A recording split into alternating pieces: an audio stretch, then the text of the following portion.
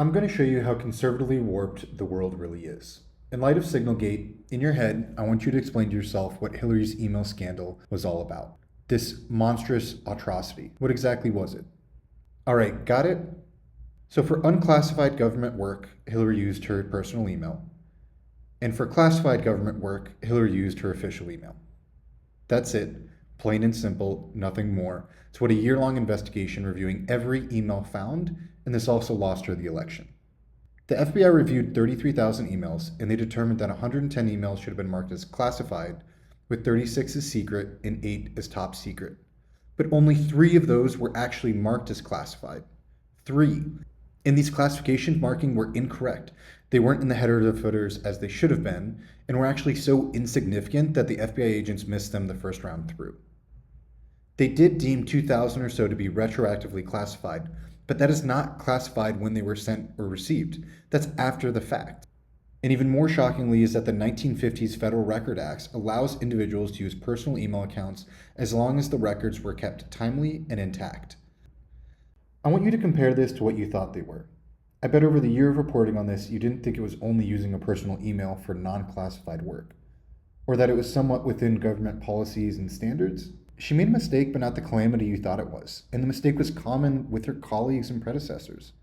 Now, I'm sure you think I'm going to bring up Pete Hegseth and Mike Wolf to compare this to Signalgate, but let's get into that hypocrisy later.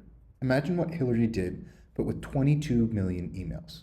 The Bush administration had lost 22 million emails when they were using their personal email system. That is 666 times the amount of Hillary's emails, and the devil works in mysterious ways.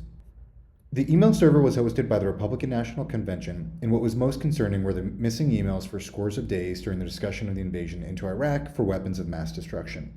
You know, the unnecessary war killing 4,000 Americans and costing the US $1.6 trillion. And no emails were recovered. And by recovered, I mean the RNC refused a subpoena to provide them.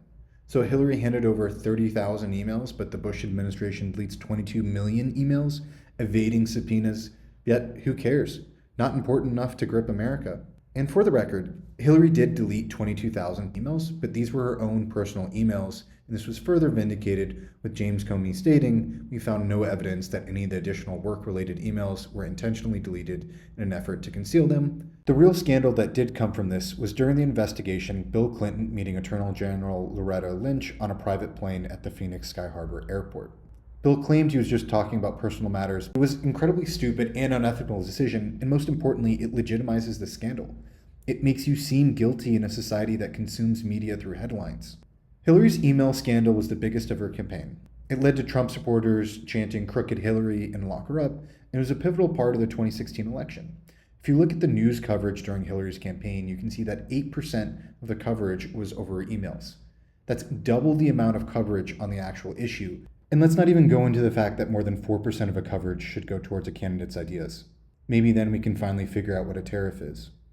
So around this time, Trump was saying this is worse than Watergate. There was a private investigation into Trump campaign's ties to Russia, which led to the Mueller investigation and real consequences of 37 indictments. However, you would never hear about this until after the election. Meanwhile, 11 days before the election, Comey publicly comes out saying that he discovered more emails, which after going through the emails they found were mostly duplicates, and there was no change to their previous conclusion of carelessness but not wrongdoing. It's more fake fuel to a fake fire. Statistician Nate Silver noted that Comey's letter coincided with a swing of about 3 points against her, a huge swing in a tight election and at a pivotal point. It's frustrating to think about how different the world would be if Trump hadn't won the 2016 election. As we've discussed, I'm sure in a fair society there's equivalent consequences for both sides. For example, in 2016, Trump appointed Ivanka Trump and Jared Kushner as advisor and senior advisor to the president. First, I just want to say that I'm glad we're getting rid of DEI so we can focus on nepotism. Then, right after being appointed and Hillary's email scandal losing her the election, Ivanka and Jared did the exact same thing as Hillary. They used personal emails and email server. Jared was even later found to be communicating with the Saudi crown prince via WhatsApp. Yet this was brushed off. The presidential race is over. No one really cares anymore. No outrage, no repercussion, no meaningful investigation. I'm sure Ivanka and Jared didn't even realize they're doing the same thing as Hillary's emails, and it underscores that most people didn't even know what they were so mad about. The emails have become a monster of its own. It just seemed dirty, and that's what counted. dirty, like hundreds of classified documents stored in an unsecure location at Mar-a-Lago next to a copier. But we'll never know about this investigation, unlike Hillary's, as the case was dismantled as Trump got elected.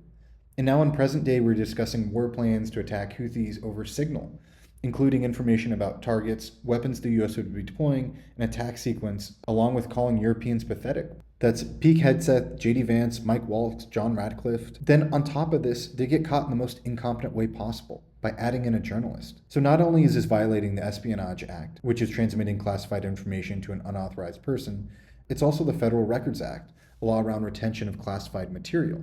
And Mike Waltz set the chat to manually disappear in 4 weeks. This is the catastrophe it takes to get public backlash, but it pales in comparison to what Hillary went through.